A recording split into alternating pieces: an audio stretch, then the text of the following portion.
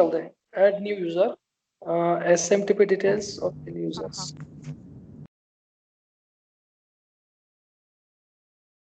Screen close झाली तर excel sheet open असते. Okay sir.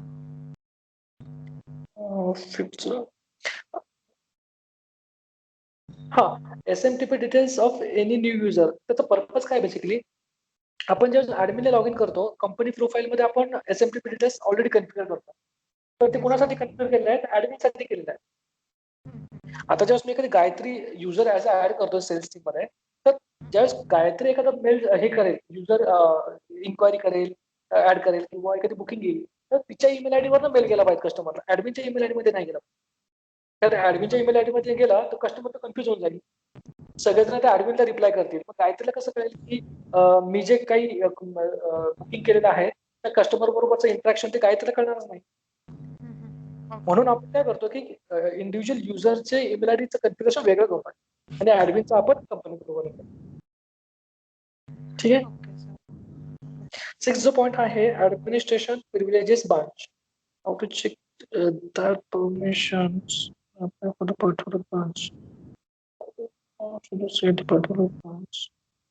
ओके, तर हे तुला टेस्ट करायचं असेल ना, हे कसं करावं लागेल. तुला पहिले फॉर एक्झाम्पल तू एक ब्रांच पुण्याची गेलेली आहे, एक ब्रांच तू मुंबईमध्ये गेलेली. तर पुण्याच्या ब्रांचमध्ये तुला 1-2 युजर ऍड करावं लागतील, मुंबईच्या ब्रांचमध्ये तुला काही युजर ऍड करावं लागतील आणि त्याच्यानंतर मग त्याच्या काही इन्क्वायरी वगैरे टाकलेल्या आहेत. म्हणजे पुण्याच्या ब्रांचमध्ये जर काही इन्क्वायरी टाकल्या तर त्या मुंबईच्या ब्रांचला दिसायला पाहिजे की नाही पाहिजे, हा एक खूप जणांचा कन्सर्न असतो.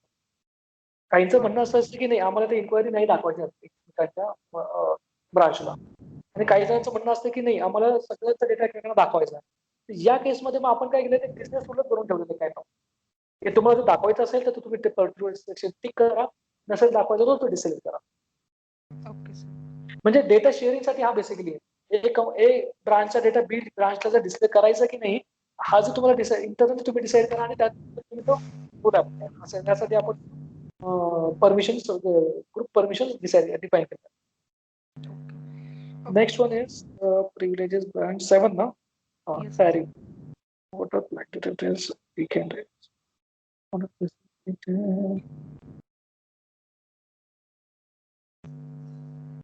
हा पहिला सेक्शन म्हणजे काय की प्रत्येक हॉटेलमध्ये म्हणजे नॉर्मली इंटरनॅशनल जर आपण कन्सिडर केलं ना, तर त्याच्यामध्ये इंटरनॅशनल डोमेस्टिक आणि इंटरनॅशनल सगळ्या हॉटेलमध्ये ब्लॅक डेटेड नावाचा कन्सेप्ट असतो. तर ब्लॅक डेटेड म्हणजे काय एक्झॅक्टली की त्या डेटला काहीतरी मोठा इव्हेंट आहे किंवा काहीतरी तू असं कन्सिडर करू शकतेस की for example 31st of December. आपल्याला माहिती आहे की 31st ऑफ डिसेंबरला सगळ्या हॉटेलमध्ये खूप रश असते. ठीक आहे. किंवा 25th ऑफ क्रिसमस आपण म्हणू शकतो. क्रिसमसला सुट्ट्या असतात, त्याच्यामुळे खूप सारे डेस्टिनेशन ऑलरेडी फुल्ड असतात. मग या डेटला आहेत ना, हॉटेल्स काय करतात, स्वतःचा रेट एकदम हायर करून ठेवतात. दुबईमध्ये तू कन्सिडर केलंस तर रमजान मध्ये बिलकुल हॉटेल अवेलेबल नसतात त्या पर्टिक्युलर 2 ते 3 दिवसासाठी. म्हणजे एक वीक तू कन्सिडर केलं तर चालेल. पण हॉटेल काय करतात, आपल्याकडे त्या पिरियडमध्ये खूप जास्त इन्क्वायरीज येणार आहे, म्हणून त्या रेट जो आहे तो ऑलरेडी इन्क्रीज करतात. ठीक आहे. सेम त्याच पॉईंट ऑफ व्ह्यूने तू आता कोकणमध्ये जर गेलीस ना, तर कोकणमध्ये वीकेंडचे रेट वेगळे असतात आणि वीक डेजचे रेट वेगळे असतात. सॅटर्डे फ्रायडे सॅटर्डे संडे जर तू गेलीस तिथं रेट फॉर एक्झाम्पल 3000 रुपीज आहे, तर तो वर्किंग डेज मध्ये तो रेट 2500 असतो किंवा 3000 असतो. पण आपल्याला काय करायचं, याचं कम्प्लीट जर ऑटोमेशन कस्टमर द्यायचं असेल तर त्याला विकेंड रेट पण एंटर करायला प्रोव्हिजन द्यावं लागेल आणि ब्लॅक डेटेड रेट्स पण एंटर करायला प्रोव्हिजन द्यावं लागेल. म्हणून आपण या ठिकाणी ते 2 रेट्स. नंतर तू काय विचारलं त्याच्यामध्येच आहे, when we add hotel basic details, basic room cost and child with bed. नाही, बेसिक कॉस्ट म्हणजे काय की आता फॉर एक्झाम्पल तू फॅमिली जात आहेस, तुम्ही 2 जण जात आहेत, तर या केसमध्ये प्रत्येक हॉटेलमध्ये आपण डिस्कस केल्याप्रमाणे एक ट्विन शेअरिंग बेसिसवर ते शेअर केले जातात. म्हणजे 2 जण एका बेडवर राहू शकतात. तर तो जो कॉस्ट आहे ना, तो कॉस्ट म्हणजे तुमचा रूम कॉस्ट आहे. म्हणजे तुमच्या बरोबर अडल्ट नाहीये, चाइल्ड नाहीये, इन्फंट कुणीच नाही आहे, तुम्ही फक्त 2 जण आहात. तर या केसमध्ये तुम्हाला रूम कॉस्ट किती लागणार आहे दोघांना मिळून, फॉर एक्झाम्पल 5000 रुपये. मग तू एकटी जर ती गेलीस ना, तर पण ती जर रूम घेतलीस तर तुला ते 5000 रुपीजच लागणार आहे, कारण तू पूर्ण रूम घेतलेली आहेस, पूर्ण बेड घेतलेला आहे. त्याच्यामुळे मग त्याला आपण रूम कॉस्ट असं नाव दिलेलं आहे. हा, त्याच एका रूम मध्ये तुला एक्स्ट्रा बेड हवा असेल तर त्याची कॉस्ट वेगळी लागते. एक्स्ट्रा तो चाइल्ड असेल तुझ्याकडे, चाइल्ड विथ बेड, तर त्याला तुला वेगवेगळ्या कॉस्ट लागणार आहे, म्हणून आपण त्या कॉस्ट वेगवेगळ्या दिल्या. नाही मग चाइल्ड विदाउट बेड कॉस्ट पण ती सेमच येणार ना. जर बेसिक रूम कॉस्ट असेल, सपोज आता आपण फॅमिली ऑफ 3 चाललोय आणि आपलं इन्फंट आहे किंवा चाइल्ड आहे छोटं, ज्याला आपण आपल्याच रूम मध्ये घेतो, त्याला आपण चाइल्ड विदाउट बेडच आपण कन्सिडर करणार. तर मग आपण एकच रूम हायर करणार ना, जे रूमचे चार्जेस असतील तेच बेसिक रूम कॉस्टच आपल्याला अप्लाय होणार. तर मग चाइल्ड विदाउट बेडचा आपला जो फील्ड आहे ना, मग त्यामध्ये ते अमाऊंट जर डिफरंट असेल तर मग बेसिक रूम कॉस्ट आणि चाइल्ड विदाउट बेड कॉस्ट ह्यामध्ये डिफरन्स काय राहणार आहे? हा, तर डिफरन्स हा असतो बेसिकली, जरी तुमच्याकडे चाइल्ड विदाउट बेड असेल, म्हणजे तो चाइल्ड तुमच्या बेडवरच जर स्लीप करणार असेल, तरी पण तो मॉर्निंगला ब्रेकफास्ट ऍडिशनल घेणार आहे, तुम्हाला सोडून तो वेगळा ब्रेकफास्ट घेणार आहे. म्हणजे त्याचे चार्जेस ते वेगळे कन्सिडर करतात. तू वॉटर ऍडिशनल युज करणार आहे, तिथल्या अम्युनिटीज वगैरे तो ऍडिशनल युज करू शकतो, गार्डन असेल, स्विमिंग पूल असेल, बाकीच्या गोष्टी. त्यामुळे हे जे चार्जेस आहेत ना, ते चाइल्ड विदाउट बेड चार्जेस वेगळे लावले जातात. ठीक आहे, म्हणून आपण चाइल्ड विथ बेड वेगळा घेतो आणि चाइल्ड विदाउट बेड हा कन्सेप्ट वेगळा ठेवावा लागतो प्रत्येक हॉटेल. नेक्स्ट जर आपण कन्सिडर केला point log in vendor ID. When we log in the vendor ID, the vendor cannot check his own tariff details. It is not time to check suggestion. Okay, actually हे suggestion खूप चांगलं आहे. तुझा point चांगला आहे की आता काय करतोय, खूप सारे जे आपले लेटेस्ट टूर ऑपरेटर जे क्लायंट्स वगैरे आहेत ना, ते पण प्रोजेक्ट काय करतात की प्रत्येक आम्ही एवढे सगळे रेट ऍड करायचे, हे थोडंसं डिफिकल्ट होतं. आता फॉर एक्झाम्पल माझे दुबईमध्ये 50 हॉटेल्स आहेत, बँगलोरमध्ये 20 हॉटेल्स आहेत, थायलंडमध्ये माझे 25 हॉटेल्स आहेत. एवढ्या सगळ्यांचे रेट घेऊन ते सॉफ्टवेअर हे थोडंसं हेक्टिक त्यांना वाटतं काही काही. म्हणून ते काय करतात की आपण हे जर प्रोव्हिजन हॉटेलला जर ऍड करायला तर चालेल का, असं ते विचारतात. म्हणजे हे देऊ शकतो आपण, एका एंडला देऊ शकतो. फक्त इथे चॅलेंज काय की मी काय केलं, हॉटेलचे रेट चेक केले, ऑटोमेटेड आलं. मी गायत्री हॅलो हॅलो काय केलं, बॅकेंडला जाऊन त्याचा त्या हॅलो आवाज होता नाही, सब ब्रेक होता आवाज. आता प्रॉपर्ली हॅलो. हा, तर फॉर एक्झाम्पल मी गायत्रीला ऑलरेडी एक कोटेशन दिलंय त्या रेट कन्सिडर करून, पण हॉटेलने काय केलं की बॅकेंडला जाऊन ते रेट चेंज केले आणि मला माहितीच नाहीये. मी गायत्रीचं कोटेशन फॉर एक्झाम्पल 10,000 रुपीज दिले हॉटेलसाठी, आणि हॉटेलने काय केलं की ते बॅकेंडला जाऊन पुन्हा चेंज केले, ते 12,000 रुपीज केले. असे काही चेंजेस जर हॉटेल त्यांच्या एंडलाच केले तर तिथे टूर ऑपरेटरचा लॉस होऊ शकतो. लक्षात आलं तुला पॉइंट? नाही,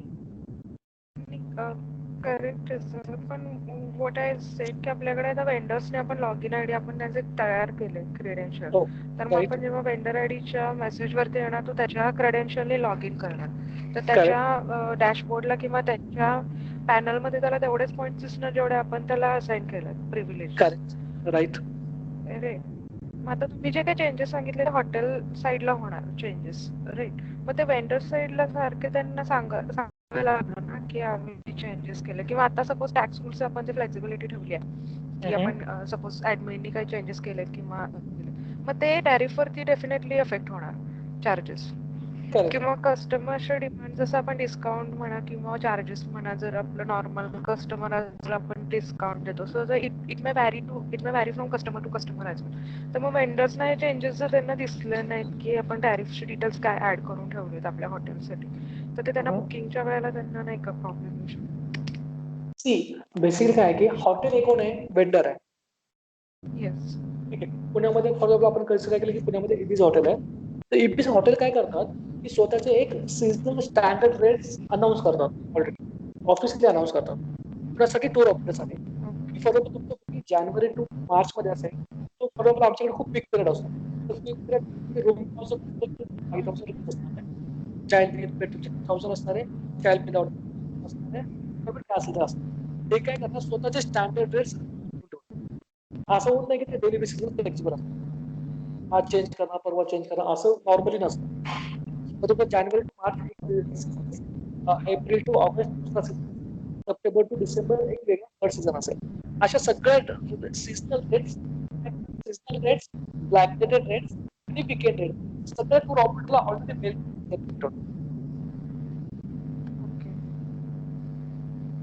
ओके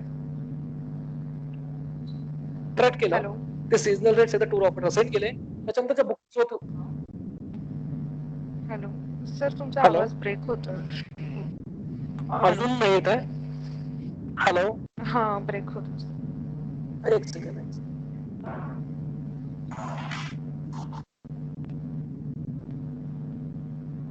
हा, आता येतोय.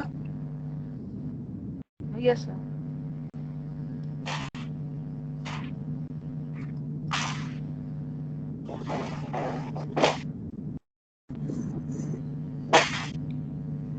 हा, तर बेसिकली त्यासाठी आपण काय करतो ना, ते कॉन्टॅक्ट डिटेल्स हॉटेलला टाकायला देत नाही, ते टूर ऑपरेटरकडेच ठेवतो.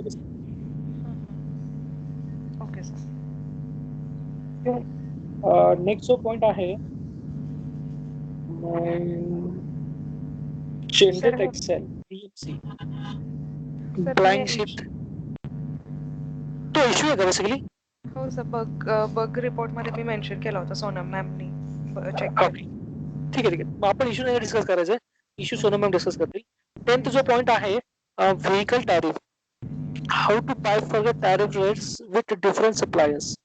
देर is no option to select suppliers when we add. हा पॉइंट ऍक्च्युअली करेक्ट आहे की आपण काय करतो, सप्लायर वाईज हे नाही, जे स्टँडर्ड जे बेस्ट रेट ज्याचा आला असेल ना, ते तुम्ही सॉफ्टवेअरमध्ये ऍड ऑन करून घेऊ शकता आणि तोच रेट आपल्या याच्यावरती फिक्स होतोय.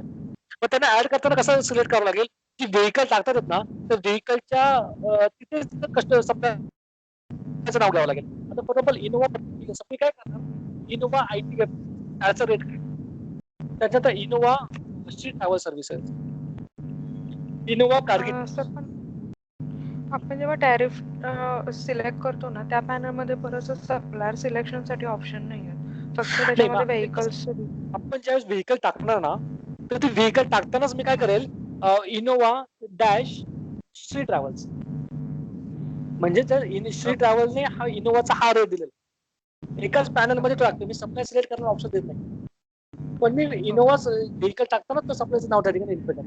असं तू पुढे कस्टमरला सजेस्ट करू शकतेस. आणि मग ती इनोवा श्री ट्रॅव्हल म्हटलं, ज्यावेळेस तू डायरेक्ट टाकणार आहे त्यावेळेस इनोवा श्री ट्रॅव्हल येणार, त्याचा रेट आपण तिथे टाकतो. म्हणजे एकाच याच्यामध्ये आपण व्हेकलचं नाव पण टाकतोय आणि सप्लायरचं नाव पण टाकतोय. ओके ओके सर, म्हणजे आपल्याला ते नेम म्हणजे ऍडिशन करतानाच आपण तसं सप्लायर वाईज ते हा, नेम आपण देणार. नेम मर्ज करायचं, दोन व्हॅल्यू मर्ज करायचं. कारण इनोवाचे रेट्स दोन सप्लायर साठी डिफरंट पण असतो. म्हणजे व्हेकल घेतलं, सेम व्हेकल असेल इनोवा. हॅलो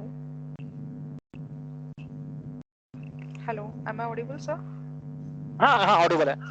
आता मे बी असं होऊ ओके. शकतं की श्री ट्रॅव्हलने इनोवाचा रेट जो दिलेला आहे ना, तो for example 12 rupees per kilometre असं दिलेला आहे, आणि दुसरा कारगी टूर्स त्याने 13 रुपीज पर किलोमीटर दिले. ऑब्व्हियसली तसं येऊ शकतं, पण हे रेट ऍड ज्यावेळेस करतील ना टॅरिफ मध्ये, तर तिथे इनोवा कुणाकडनं रेट आलेला आहे, तर त्याचं सप्लायचं नाव तिथे ऍड करतो.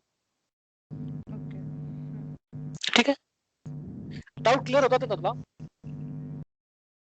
हो. नेक्स्ट जो पॉइंट आहे, group 2 add goes to costing. When you add those two details, the room cost is different from room category. But there is not. Okay. आता बेसिकली काय असतं, ग्रुप 2 म्हणजे काय असतात, ह्या फिक्स डिपॅचेस असतात. तर बेसिकली फिक्स डिपॅचेस म्हणजे काय, की फॉर एक्झाम्पल गुरुना ट्रॅव्हल सर्व्हिसेस, हे काय करतात, आजच्या डेटला पुढच्या 6 महिन्याचे टूर ऑर्गनाईज करून ठेवतात. की एक टूर आमची मध्ये मार्च मध्ये जाणार आहे, एक एप्रिल मध्ये जाणार आहे, एक ऑगस्ट मध्ये जाणार आहे. पण ज्यावेळेस टूर डिफाईन करतात ना, त्यावेळेस त्यांची अनाउन्समेंट असे असते की टूर मध्ये तुमचे 10 मेंबर असतील, 20 मेंबर असतील किंवा 50 मेंबर, सगळ्यांना मील प्लॅन सेम येणार आहे, रूम कॅटेगरी सेम येणार आहे, त्याच्यानंतर तुमचं साईटसीनचा टाइमलाईन जो असेल तो तुमचा सेम असणार आहे, फ्लाईट असेल तर फ्लाईटच असणार आहे सगळ्यांसाठी, ट्रेन असेल तर सगळ्यांसाठी ट्रेन असणार आहे. म्हणजे ग्रुप टूर मध्ये असं कधीच व्हॅरी होत नाही की एकाला डिलक्स रूम दिलेली आहे आणि एकाला सेमी डिलक्स रूम दिलेली आहे किंवा एखाद्याला सूट रूम दिलेली आहे. सगळ्यांना रूम सेम असतात, फक्त त्यामध्ये काय चेंज होतात की तुम्हाला एक्स्ट्रा बेड हवाय की नाही हवाय, एवढंच. फक्त चाइल्ड असेल तर चाइल्ड बेड विदाउट बेड, एवढेच पॅरामीटर चेंज होतात, बाकी सगळ्या फॅसिलिटी सगळ्यांनाच आहे. त्याच्यामुळे इथे आपल्याला रूम कॅटेगरी सिलेक्ट देण्याची गरज नाही. ओके. ठीक आहे. नेक्स्ट जो आहे तो package tour, add new package tour which adult. No sir, ह्याच्यातच सब पॉइंट आहे. अच्छा, sorry. Room category details have added in supplier hotel tariff. एकच प्रॉब्लेम होता ऍक्च्युअली, तुम्ही आता एक्सप्लेन केला. हा, म्हणजे काय आपण इकडे जर रूम कॅटेगरी बेसिकली ऍप्लिकेबल कुठे होतात, दोन ठिकाणी होतात. एक तर तुमचं पॅकेज टूरच्या वेळेस होतात आणि इंडिव्हिज्युअल हॉटेल बुकिंगच्या वेळेस आपल्याला रूम कॅटेगरी लागतात. ग्रुप टूर मध्ये त्याची गरज नाही. नेक्स्ट जो आहे हा तसं ग्रुप कॅटेगरीमध्ये तुम्ही जे एक मॉड्यूल म्हटले की आपण child with bed without bed पण आपल्याला ऑप्शन द्यावे लागणार, म्हणजे ऑब्व्हियसली कस्टमर्स मागणार तसं. मग त्या पद्धतीनं ग्रुप टूर्सचं तर आपलं आपण जे काउंटिंग ठेवलं, सपोज 25 काउंट आहे माझं ग्रुप ओके टूर्सचा, त्याच्यामध्ये हा 10 to 12 कस्टमर्स असतील ज्यांचे व्हॅरी होतील चेंजेस की विदाउट बेड आणि विथ बेड कॉस्ट. तर मग ओके. ते ऍक्च्युली टोटल कॅल्क्युलेशनच्या वेळेला कसं म्हणजे कॉस्ट कॅल्क्युलेट टोटल कॅल्क्युलेशनच्या वेळेला पर पॅक्स प्रमाणेच कॅल्क्युलेट होणार आहे. म्हणजे आता फॉर एक्झाम्पल तुम्ही दोघं जण जाताय आणि एक चाइल्ड आहे, तर चाइल्डला पण ते त्याच्यामध्ये कन्सिडर करणार की तो पण एक पॅक्स आहे म्हणून. म्हणजे मग टोटल हे अच्छा, मग हे पॅरामीटर आपण आता जसं तुम्ही फर्स्ट एक्सप्लेन केलं टॅक्स रूल्स मध्ये, तिथं आपण ते डिफाईन करू शकतो का? म्हणजे आपण टोटल नंबर ऑफ पॅक्स ठेवायचंय का इनवॉइस वर ठेवायचंय का हॉटेल्स वरती, असं ते आपण पॅरामीटर. तो व्हॅरी करायला दिलेलाच आहे ऑलरेडी, त्यांना कशावरती हे करायचं.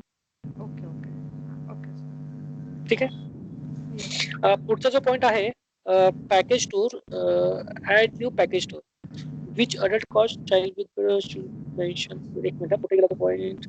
अच्छा इथे mention share related to the hotel okay. तर बेसिकली हा काय ना, हॉटेल वगैरे काही व्हॅरी करत नाहीये. आता काही काही पॅकेज टूर असे असतात की similar to the group tour असतात, पण ते ग्रुप कधीच नेत नाही. आता फॉर एक्झाम्पल काय ते काय, आता फॉर एक्झाम्पल मी एका ठिकाणी एक पॅकेज टूर डिफाईन करतोय. दुबईचं पॅकेज टूर आहे, 4 नाईट 5 डेजचं पॅकेज आहे. फ्लाईटने जायचं, फ्लाईटने यायचं आहे. तुम्हाला त्या ठिकाणी 3 स्टार प्रॉपर्टी असणार आहे. हे नंबर ऑफ साईट सीन असणार आहेत आणि याची कॉस्ट पर पर्सन ₹50,000 मी अनाऊन्स केली आहे. त्यात ग्रुप टूर आणि पॅकेज टूर मध्ये डिफरन्स एक असा आहे की ग्रुप टूर मध्ये मल्टिपल पॅसेंजर्स आहेत, म्हणजे 10 वेगळ्या फॅमिली एकत्र येऊन जाणार आहेत टूरला. पण या केसमध्ये मी काय म्हणतोय, फॉर एक्झाम्पल मी फॅमिली घेऊन येतोय, तर मला ₹50,000 पर पर्सन लागणार आहे. म्हणजे तुमचं ऍटनरी जे आहे ना ते सेम आहे, पण come under the package tour. तुम्ही कुठल्या डेटला जा, फॉर एक्झाम्पल गायत्री जाणार आहे फॉर एक्झाम्पल 1st ऑफ मार्चला, मी जाणार आहे फॉर एक्झाम्पल 1st ऑफ एप्रिलला. आम्ही दोघं जण आहोत, एक चाइल्ड आहे, तुझ्याबरोबर दोघं जण आहोत, एक चाइल्ड आहे. दोघांना एक्सपेन्सेस सेमच येणार आहे, कारण सेम ऍटनरी त्यांनी डिझाईन केली की 3 स्टार मध्ये एवढे. म्हणून आपण तिथे असं केलं की तुम्हाला अशी काय तुमची जे फिक्स ऍटनरी असेल, पॅकेज टूर मध्ये 2 ऑप्शन्स आहेत, एक तर फिक्स ऍटनरी बेस्ट आणि दुसरी म्हणजे कस्टमाइज टूर्स. म्हणजे फॉर एक्झाम्पल असं असेल की मला मी 3 स्टार हॉटेल रिकमेंड केलेलं आहे आणि गायत्रीने 4 स्टार हॉटेल रिकमेंड केलेलं आहे. त्या केसमध्ये मग ती जी कॉस्ट आपण एंटर करतो ना, ती युज नाही होणार आहे. ओके. पॅकेज टूर म्हणजे फक्त तुमचे डेट चेंज होणार, नंबर ऑफ पॅसेंजर चेंज होणार, पण तुमचे ऍटनरीज, डिवाइस, प्रोग्राम जो असेल, तुमचे एक्सपोजर असतील, हे व्हेकल असेल, हे सगळं सेम राहणार. म्हणून मला माहिती की तेवढी कॉस्ट तुम्हाला लागू शकते, म्हणून आपण तिथे कॉस्ट ऍड करायला दिली. आणि नॉर्मली ही जी कॉस्ट आहे ना, ही आपण आता जी B2C ची वेबसाईट बनवतोय तिथे जास्त रिफ्लेक्ट करण्यासाठी दिली, तिथे आणि B2B मध्ये. ओके. म्हणजे नाही का, ज्यावेळेस तू आता कुठल्या वेबसाईट वगैरे चेक करशील ना मार्केटमध्ये, ते पण तुला गरजेचं आहे. वेबसाईट चेक करता तुला एक लक्षात येईल, प्रत्येक टूरची काही ना काही कॉस्ट दिलेली आहे. तर ती कॉस्ट कशी असते, एक स्टार्टिंग विथ कॉस्ट असते. म्हणजे बेसिक जर तुम्ही एवढं घेतलं तर त्याची स्टार्टिंग विथ तुमचं बरोबर 40,000 आहे. तर तुम्ही जसं त्याच्यामध्ये अपग्रेड करत जाणार. बेसिक म्हणजे तुम्हाला 3 स्टार हॉटेल आम्ही देणार, तुम्ही जर 4 स्टार रिकमेंड केलं मग त्याच्यामध्ये ऍड ऑन होतील. आम्ही नॉन एसी व्हेकल देतो, तुम्ही एसी घेतली त्याच्यामध्ये ऍड ऑन होतील. पण स्टार्टिंग प्राइस जी आपण म्हणतो ती आपण या ठिकाणी मेन्शन करतो. नेक्स्ट जो आहे तुझा ऑफर्स, कुपन्स, कशामध्ये ऍक्टिव्हिटीज मध्ये. ओके. आता हे जे ऑफर्स आणि कुपन जे आहेत ना, हे इंटायरली आपण डेव्हलप केलेले आहेत B2B साठी. B2Bचं पोर्टल जर तू पाहिलं, लॉग इन करून मी तुला दाखवलं आहे ना, एजंट हा एक्झॅक्टली. मग हे जे टूर ऑपरेटर्स आपलं B2Bचं सॉफ्टवेअर सबस्क्राईब करतील, हा फक्त ऑफर त्यांच्यासाठी ऍप्लिकेबल आहे. कारण आपण एंड कस्टमरला कधीच ऑफर देत नाही, पण एजंट असतात. आता for example me tour operator आहे, माझ्या हातमध्ये फॉर एक्झाम्पल अमित एक एजंट आहे, गायत्री एक आहे, सोनम एक आहे. पण गायत्री मला मंथली खूप जास्त बुकिंग देते B2Bच्या. या केसमध्ये मी काय करेल की गायत्रीला फॉर एक्झाम्पल मी ऑफर किंवा काही डिस्काउंट कोड जो असतो, कुपन कोड वगैरे असतो, तो प्रोव्हाइड करेल. हे अमितला आणि सोनमला ऍप्लिकेबल असणार आहे. असं पण यांच्या बिझनेसमध्ये ते व्हॅरी होतं. मग त्याच्यामध्ये तुला कॅटेगराईज केलं जातं की फॉर एक्झाम्पल तू गोल्डन मध्ये आहे, मग फॉर एक्झाम्पल सिल्वर मध्ये आहे, प्लॅटिनम मध्ये अजून कोण असेल. पण जो जास्त बुकिंग देईल त्याला त्या एजंटला त्याचं हे दिलं असतं, लेबल एक म्हणू शकतो आपण, ते लेबल असाइन करतात. तर त्याच्या अकॉर्डिंग त्याला ऑफर्स वगैरे प्रोव्हाइड करतात. नेक्स्ट जो पॉइंट आहे activities and activity costing details. We have added activity supplier and supplier. Sure. So when we add activity details, master it is नाही ऍक्च्युली ऍक्टिव्हिटी सप्लायर हा एक वेगळा आहे आणि ऍक्टिव्हिटी ज्या आहेत ना त्या वेगळ्या आहेत. ऑब्व्हियसली आपण कॉस्ट कोणाकडनं घेणार आहे, सप्लायर घेणार आहे, पण त्या सप्लायरला आपण तिथे रिमार्क नाही करत की ही कॉस्ट आपल्याला कुठल्या सप्लायरकडनं आली आहे. जसं मी तुला जसं व्हेकल्स आहे ना सेम तसं की ऍक्टिव्हिटीची कॉस्ट मग मला तिथे मेन्शन करावं लागेल की ही ऍक्टिव्हिटी आहे डव क्रूज ऍक्टिव्हिटी आहे. ही डव क्रूजचं मला कोणाकडनं आलेलं आहे, अल्मरजानकडनं टूर्स कडनं आलेलं आहे. आणि दुसरं डव क्रूज जे आहे ते मला फॉर एक्झाम्पल रायना टूर्स कडनं आलेलं आहे. तर असं मला त्या ठिकाणी रिमार्क करून ठेवावं लागेल आयडेंटिफिकेशनसाठी. तर तुझा पॉईंट बरोबर आहे की मल्टिपल सप्लायर कडनं कॉस्टिंग जर आलं तर त्या केसमध्ये काय करायचं. मग त्या केसमध्ये आपल्याकडे असं एक सोल्युशन आहे. नेक्स्ट पॉइंट आहे सेल्स मध्ये group tools while adding group to details what is on floor option. Actually हा ऑन फ्लोर ऑप्शन आहे ना आता ऍक्च्युली आपण काढून टाकणार आहोत, त्याच्यामध्ये जास्त कन्सिडर करू नको. तो ऑन फ्लोर आपण खूप इनिशियली इम्प्लिमेंट केला आहे. त्यावेळेस ते ऑन फ्लोर म्हणजे काय करत होतं की काही टूर ऑपरेटर्स त्याला एक्स्ट्रा बेड म्हणून कन्सिडर करत होते आणि काही जण त्याला ऑन फ्लोर म्हणत होते, म्हणून तो त्या ठिकाणी राहिलेला आहे. तर तो आपण आता सिस्टम मध्ये काढून टाकणार आहोत. ठीक आहे. नेक्स्ट जो आहे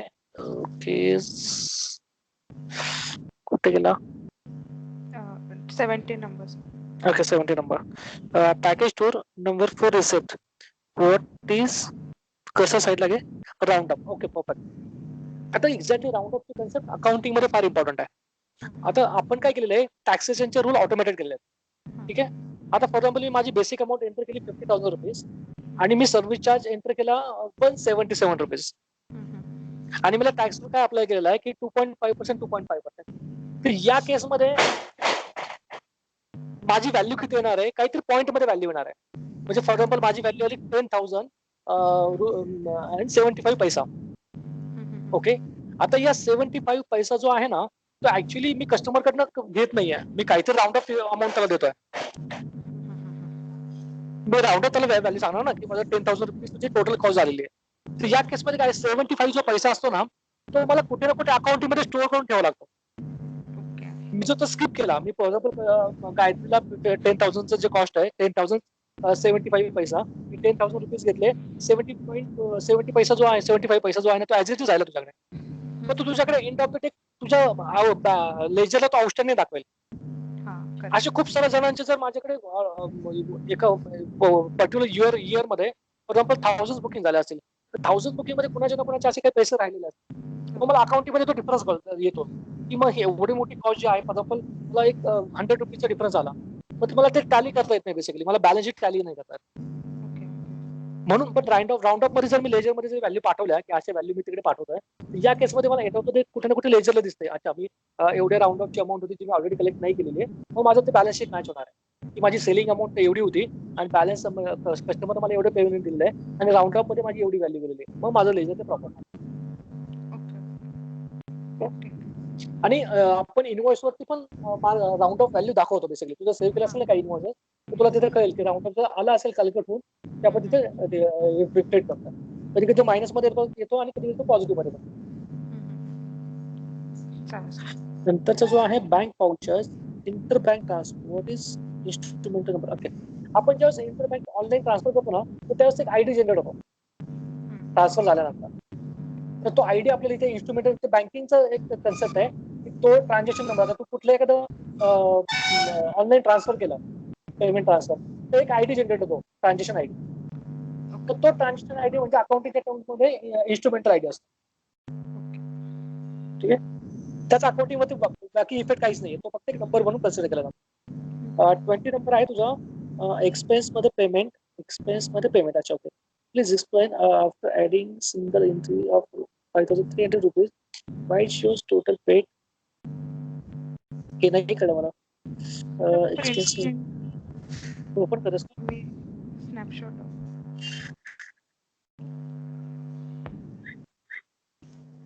पहिले म्हणजे तुला एक्सपेन्स कळाय का. एक्सपेन्स म्हणजे काय, काय मॉड्यूल आहे. एक मिनिट सर अकाउंटिंग एक्सपेन्सेस म्हणजे आता कंपनीकडून जे काही एक्सपेन्सेस होतात त्याचे आपण एंट्रीज ऍड करतो. करेक्ट. याला आपण इनडायरेक्ट एक्सपेन्सेस एक म्हणू शकतो. इनडायरेक्ट. ओके. तो प्लॅन तुमचे सेल्सचे सर्व्हिसेस आहे, म्हणजे तुमचं फर्निचर असेल, तुमचं इलेक्ट्रिसिटी असेल, लाईट बिल असेल, इंटरनेट बिल्स असतील, अदर लेबर एक्सपेन्सेस असतील, हे सगळे एक्सपेन्सेस आपल्याला एक्सपेन्स मध्ये जाऊन मॅनेज करायचे. Hello hello sir voice break. Hello hello हा आता येतं? हा. येस. तर आपण पहिला जो टॅब आहे एक्सपेन्स बुकिंग आणि दुसरा टॅब आहे पेमेंट. तर आपण एक सिनारिओ कन्सिडर करूया की फॉर एक्झाम्पल काहीतरी एक सर्व्हिस प्रोव्हायडर आहे आणि काहीतरी एक 5 कम्प्युटर परचेस केलेले आहेत विथ अमाऊंट ऑफ ओके. तुम्ही काय करेल, एक्सपेन्स बुकिंग मध्ये जाईल. तुम्ही फक्त गायत्रीचा बुकिंग एक्सपेन्स जो आहे ना तो एंटर कर. मी अजून गायत्रीला काही पेमेंट दिलेलं आहे का? नाही. तर काय करत बुकिंग करून पुढे मला डेटा आहे. सर सर व्हॉइस ब्रेक होतो. येतो आवाज? नाही सर ब्रेक होतो. हॅलो हॅलो अजून नाही येत? ब्रेक होतो सर व्हॉइस.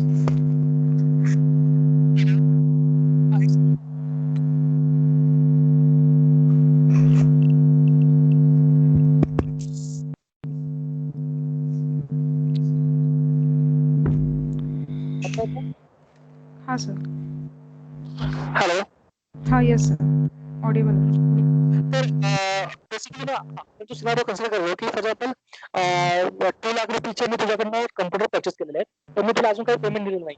पण मला अकाउंटिंग मध्ये कळण्यासाठी थोडे फ्युचरमध्ये एक्सपेन्सेस आहेत ते कळण्यासाठी मी काय करतोय की ते एक्सपेन्स बुक करून ठेवतोय.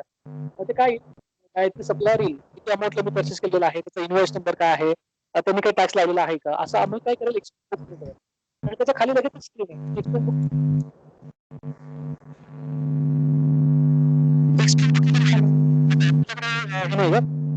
एक्सपेन्स बुकिंग मध्ये गेलं ना तर तिथे व्हॅल्युएटर चांगला आहे, कुठल्या सप्लायर कडनं घेतलेला आहे, किती अमाऊंटला घेतलेला आहे, त्याचा इन्व्हॉइस नंबर वगैरे सर्व. आणि खाली ऍडव्हान्स पेमेंट मेबी अशी केस असू शकते की मी 2 लाख रुपयाचं तुझ्याकडनं बुक केलं आणि मी तुला ₹50,000 एक ऍडव्हान्स अमाऊंट दिली, तर ती अमाऊंट मी या ठिकाणी एंटर करणार. तर हा सिनारिओ एक लक्षात नाही आला.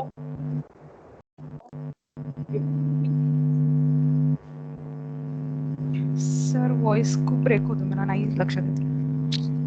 अजून ब्रेक होतं? हो सर काही काही तुमचे सेंटेन्स मला नाही लक्षात आलं, मध्ये ब्रेक होतं. पुन्हा हे मॉड्यूल रिपीट करतो तुला. हा ओके. तर बेसिकली हे एक्सपेन्स मॉडेल जे आहे ना तो आपण अदर दॅन सर्व्हिसेसचा एक्सपेन्स म्हणजे आपण त्याला म्हणू शकतो की इनडायरेक्ट एक्सपेन्सेस मॅनेज करण्यासाठी केलेला आहे. ओके. तर याच्यामध्ये आपण काय करतोय, अकाउंटिंग कम्प्लीट करण्यासाठी जे काय आपण परचेस व्हॅल्यू केलेलं आहे ती व्हॅल्यू आपण या ठिकाणी एंटर करतोय, परचेस दाखवतोय. आणि त्या परचेस अकाउंट मध्ये ऍडव्हान्स पेमेंट जे केलं असेल ते ऍडव्हान्स पेमेंट दाखवतोय किंवा मग पेमेंट मध्ये जाऊन आपण पार्ट पेमेंट करतोय. ओके. आता हा तुझा जो आहे ना 53 ला तू हे केलेलं काय केलं, पेमेंट केलेलं तुला 82 दाखवतो. तू पहिले काही हे केलं होतं का, एंट्री केलं होतं आणि त्या डिसेबल केलं किंवा 0 केलेलं आहे? नाही सर या मोडमध्ये मी आता फर्स्टच एंट्री केली होती, कारण त्याच्या आधी काहीच एंट्री नव्हती त्याच्यामध्ये. हा इश्यू नाही, फोन मध्ये दाखवून घेऊ एकदा. मग ते काय करतील, डेटा ट्रंकेट करून एकदा चेक करून घेतील. मी आता आज आणि एकदा ही डिलीट करून परत दुसरी करू का, म्हणजे मी परत त्यानंतर नाही चेक केलं. करू काय होतं ना, नाही तू हा सिनारिओ सोनम दाखव ऍक्च्युली. कारण असं पण होऊ शकतं की एंट्री डिलीट केली, बॅकएंड मध्ये ती गेली आहे पण खाली टोटलला त्याचा रिस्पेक्ट गेलेला नाही, तर तुझी टोटल अमाऊंट चुकीची येत आहे. मग ते असू शकतं, त्याच्यामुळे सोनम दाखवतो क्लिअर करून घेतलं. ओके सर चालेल. अजून काय त्याच्यामध्ये आता शिकमध्ये काय आहे? नाही सर मी लास्ट मॉड्यूल आता काल सर सोनम मॅमनी सांगितलं त्या इन्स्ट्रक्शन्स मी फॉलो करत होते सेटअप कॉन्फिगरेशनच्या, त्यामुळे मी ते बाकीचे लास्ट मॉड्यूलचेच आहेत ते माझे चेक करायचे आहेत. कुठले कुठले मॉड्यूल्स अजून पेंडिंग आहेत? सर B2B एक आहे. ओके. म्हणजे मी मॉड्यूल्स चेक केलेत, पण आता हे जे मायनर्स आहेत डाऊट्स, हे डाऊट्स मला मार्क करायचे त्याच्यामध्ये. आणि मग लास्ट प्रमोशन HRs आणि CRM मध्ये काय असतील नाही एवढा मेन की अजून असे कुठले मॉड्यूल राहिले की जे ज्याच्या तुला गो थ्रू करायचं की सर्व फील्ड्स व्हॅरी करायचे असं? नाही सर्व फील्डचं नाही रिपोर्ट्स तर आहेत. सगळे रिपोर्ट्स आपण लास्ट मीटिंग मध्ये डिस्कस करतो की काही पॉइंट्स अजून अंडर कन्स्ट्रक्शन आहेत, त्यामुळे ते पॉइंट्स मला नाही लक्षात आलेले. तर ते रिपोर्ट्स एक मॉड्यूल राहिलं. तो रिपोर्टचं मॉडेल तुझ्याकडे ओपन कर, आपण लगेच एक्सप्लेन करतो.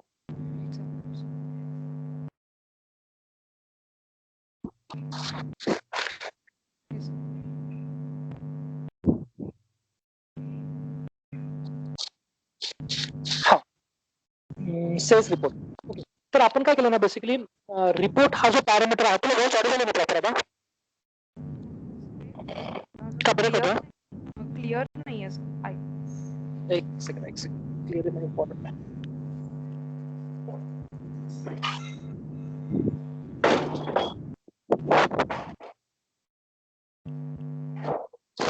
आता ऑडिबल आहे. Yes sir. ओके, तर बेसिकली आपण काय केलं ना, रिपोर्ट हा पॅरामीटर ऍडमिनच्या पर्स्पेक्टिव्हने किंवा अकाउंटिंगच्या पर्स्पेक्टिव्हने फार इम्पॉर्टंट आहे. ओके, तर आपण काय केलं, त्याला बायफरेट केलेले 4 याच्यामध्ये मॉड्यूल्स मध्ये. तर टूर रिपोर्ट हा एक इंडिपेंडंट मॉड्यूल आहे. त्याच्यात तुमचा बिझनेस रिपोर्ट हा एक इंडिपेंडंट मॉड्यूल आहे. HR रिपोर्ट इंडिपेंडंट आहे आणि अकाउंटिंग रिपोर्ट इंडिपेंडंट आहे. ते आपण बायफरेट काय केलेलं आहे, कारण टूर रिपोर्ट हे कुणाला इम्पॉर्टंट असतात, जे काही तुमचं सेल्स टीम असेल, बॅक ऑफिस टीम असेल, यांच्यासाठी फार इम्पॉर्टंट आहे. कारण ते ऑपरेशनचा पॅरामीटर आहे. तुम्ही बुकिंग केलेली आहे, कधी केलेली आहे, किती अमाऊंट केलेली आहे, कुठली डेट ते जाणार आहेत, टोटल पेमेंट किती केलेलं आहे, बॅलन्स पेमेंट किती केलेलं आहे, हे सर्व अंडरस्टँड करण्यासाठी मला सेल्स रिपोर्ट फार इम्पॉर्टंट आहे. ओके, दुसरा जो रिपोर्ट आहे तो बिझनेस रिपोर्ट. तर बिझनेस रिपोर्ट आपण स्पेशली डेव्हलप केलेला आहे कस्टमरसाठी, सॉरी मेन ऍडमिनसाठी. ओके, थर्ड रिपोर्ट जो आहे तो HR, म्हणजे जर कंपनीमध्ये लार्ज स्केल कंपनी असेल त्याच्यामध्ये HR पर्सन असेल तर HR साठी आपण हा थर्ड मॉड्यूल यूज केलेला आहे, रिपोर्ट यूज केलेला आहे. आणि फोर्थ आहे तो अकाउंट. अकाउंट हा ऍडमिन आणि अकाउंट पर्सन साठी आपण हा रिपोर्ट इम्प्लिमेंट. तर सेल्स रिपोर्ट मध्ये आपण काय करतो, आता तू समरीचा रिपोर्ट पाहिला तर याच्यामध्ये कम्प्लीट डिटेल्स दाखवतो. ऍक्च्युली हा रिपोर्ट तुला अंडरस्टँड करणं फार इम्पॉर्टंट आहे. तर खूप जण काय म्हणतात की आम्हाला या टाईपचा रिपोर्ट पाहिजे, या टाईपचा रिपोर्ट पाहिजे, त्याच्यामध्ये हे फील्ड पाहिजे. पण हा जो रिपोर्ट आहे ना, हा कम्प्लीट समरी रिपोर्ट आहे. म्हणजे कुठली एखादी बुकिंग झाली ना त्याच्यामध्ये 4 डिटेल्स आपण दाखवतो. आता तुझं पाहिलंच ना, बुकिंग आयडी दाखवला आहे, कस्टमर नेम आहे, customer contact number, email ID, किती डेज जाणार आहे, बुकिंग डेट काय आहे. सर हे GP आणि PP म्हणजे ग्रुप बुकिंग आणि पॅकेज बुकिंगचे आहेत ना, इनिशियल बुकिंग आयडी मध्ये. हॅलो हॅलो हॅलो हॅलो काही तुझी स्क्रीन पुन्हा शेअर कर, हे करू. ओके.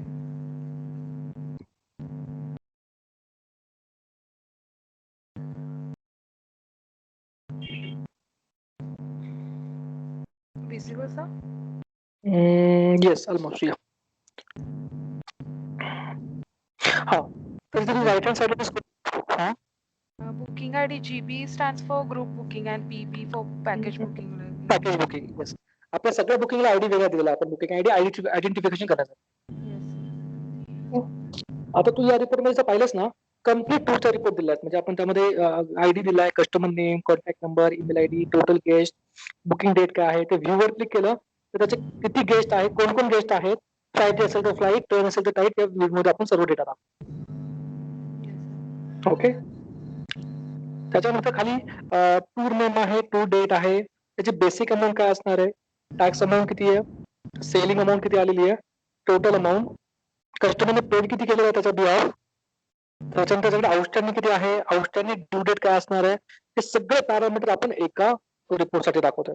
आणि आजच्या डेट मला चेक करायचं की टोटल ग्रुपचा आउटस्टँडिंग किती तरी मला तिथे कळेल.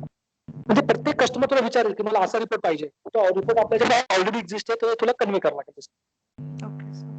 पेमेंट ड्यू डेट आला, इव्हन त्याच सेल्सच्या अजून परचेस कोणाकडनं केलेलं आहे ती पण एंट्री तुम्हाला पाहायला मिळते. आणि ते परचेस केले एक्झॅक्टली. आता इथे परचेस नाही केलं म्हणून नाहीये, तर तुला ते purchase type, for example hotel, supplier name वगैरे सर्व अमाऊंट इथे आहे. आणि अलीकडे आउटस्टँडिंग बॅलन्सच्या अलीकडे व्ह्यूचं बटन आहे, ते जर पाहिलंच ना तर आपल्याला हे कळतं की एका कस्टमरने किती इन्स्टॉलमेंट मध्ये आपल्याला पेमेंट केलं आणि किती किती केलं. आता तू रिसिप्ट डेट 16 आहे, चेकने पेमेंट केलं 5000, दुसरं पेमेंट केलं असेल तर लगेच कळेल.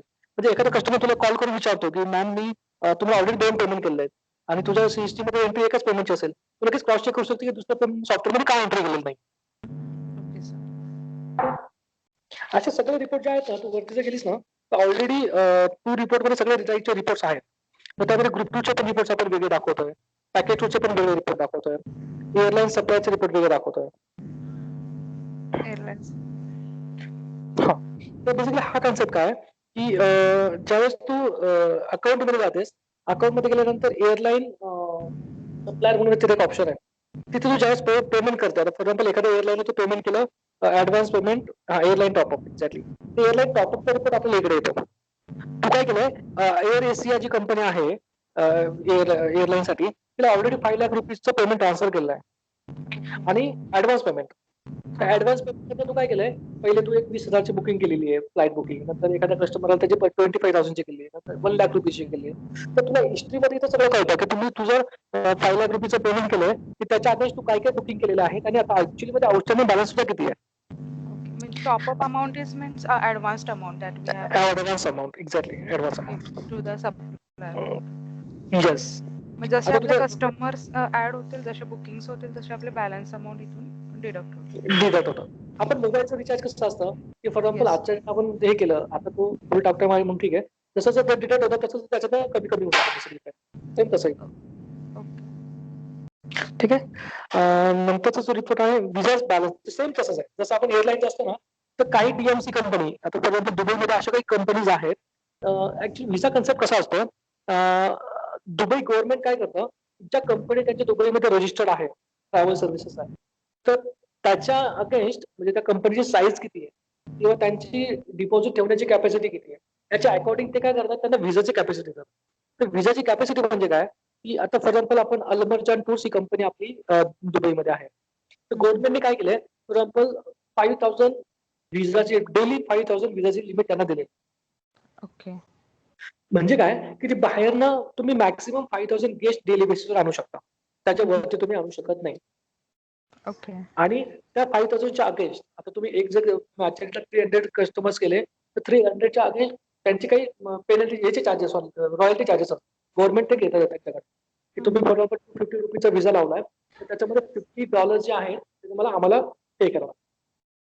Okay. म्हणजे एकदाच दुबई भरून नाही राहिलं पाहिजे ना, असं नाही व्हायला पाहिजे सगळ्या कंट्री मधले लोक एकदा दुबईमध्ये गेले. त्याचं काहीतरी लिमिट असलं पाहिजे.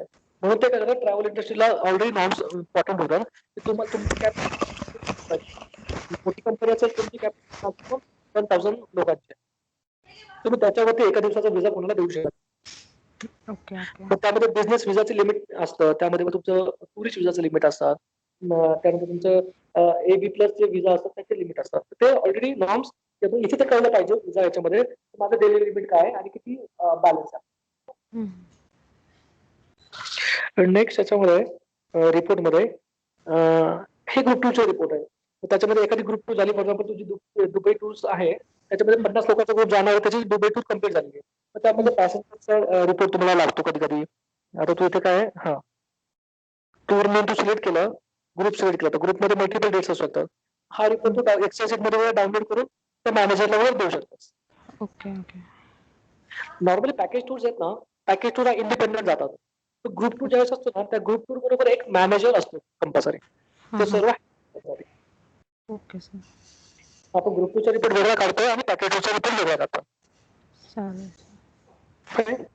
Okay sir. नेक्स्ट जो रिपोर्ट आहे तो इम्पॉर्टंट रिपोर्ट आहे ऍक्च्युली, बिझनेस.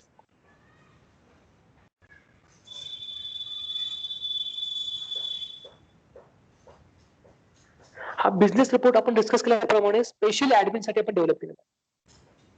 ठीक आहे. Okay. तर पहिला जो बिझनेस रिपोर्ट टॅब आहे ना, तो आपला अजून अंडर कन्स्ट्रक्शन आहे. याच्यामध्ये सर्व रिपोर्ट आपले अजून पेंडिंग आहेत, पण फ्युचरमध्ये आपण ते इम्प्लिमेंट करणार आहोत. आपण टॅब आहे रेव्हेन्यू अँड एक्सपेन्सेस. तर बेसिकली रेव्हेन्यू एक्सपेन्सेस रिपोर्ट हा का डेव्हलप केलाय, आता विदाउट सॉफ्टवेअर जे एक्सेल शीट मध्ये वगैरे मॅनेज करतात ना, त्यांना कुठल्या टूलचा किती प्रॉफिट झाला, किती लॉस झालेला आहे, त्याला खूप सारे कॅल्क्युलेशन मॅन्युअल करत बसावं लागतात. पण आपल्या सॉफ्टवेअर मध्ये काय आहे, सेल्स टीम एंट्री करते.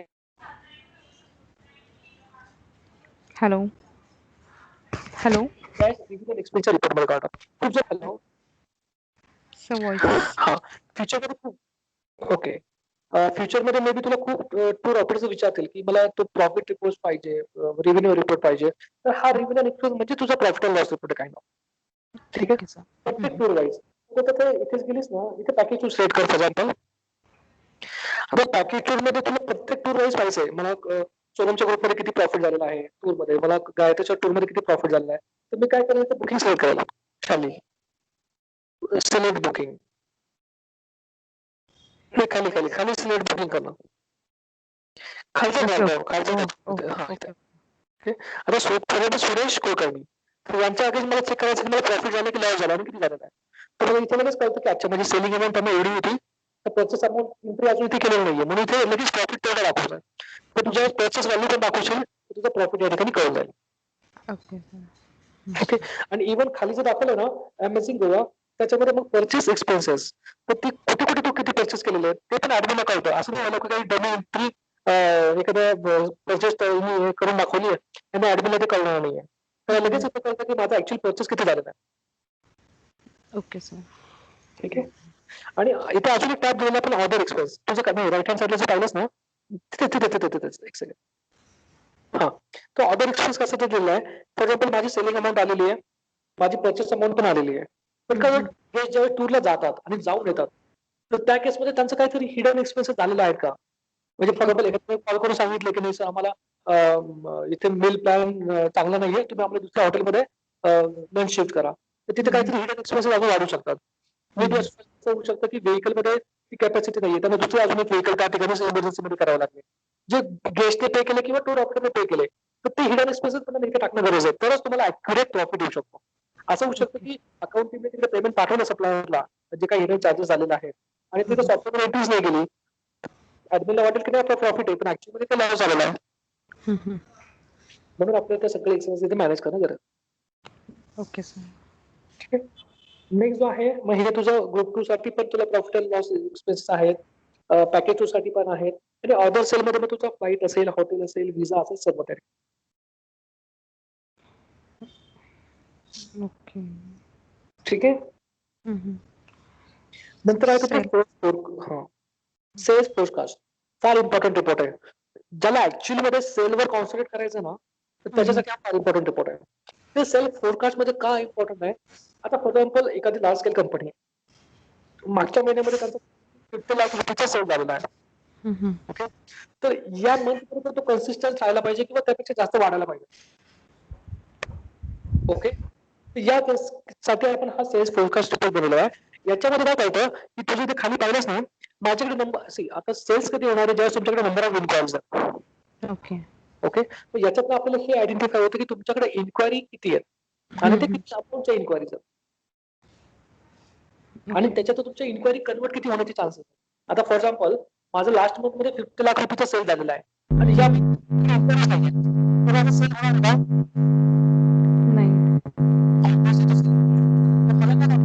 माझ्या प्रमोशन वरती जास्त फोकस करायला लागेल मला इन्क्वायरी जनरेट करण्यासाठी. मग मी काय करेल की फेसबुकचं प्रमोशन करेल, ट्विटरचं प्रमोशन करेल, गुगल ऍडवर्डचं प्रमोशन करेल, वेबसाईटचं प्रमोशन करेल, त्यातनं मला लीड जनरेट. या ठिकाणी सेल्स फोरकास्ट मध्ये जाईल, तर या महिन्याचं व्हॅल्यू चेक करेल. या मंथ मध्ये माझ्याकडे आजच्या टोटल इन्क्वायरीज किती आहेत. तू तिथे जा एकदा, हा इथे तिथे खाली स्क्रोल कर, तर मग इथे कळतंय की अजून गोष्टीची एक पण इन्क्वायरी नाहीये, स्ट्रॉंग पण नाहीये आणि कोल्ड पण नाही. माझ्याकडे पॅकेजची स्ट्रॉंग इन्क्वायरी फॉर एक्झाम्पल 2,50,000 ची हॉट नाहीये, कोल्ड इन्क्वायरी नाहीये. आणि स्क्रोल कर अजून एकदा.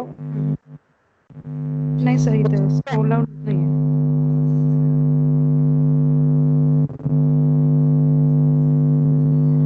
याचा स्नॅपशॉट पाठवून कोणाला तरी,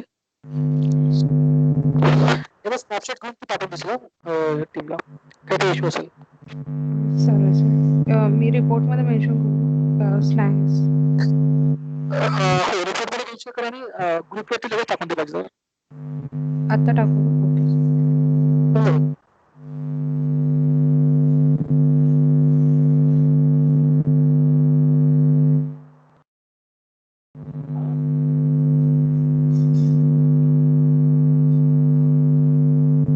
हा रे, ऐकू शकतो सर ते.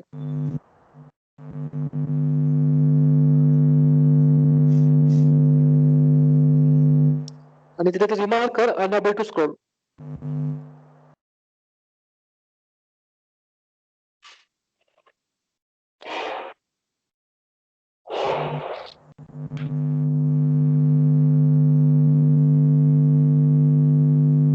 आता पुन्हा इकडे येऊयात आपण.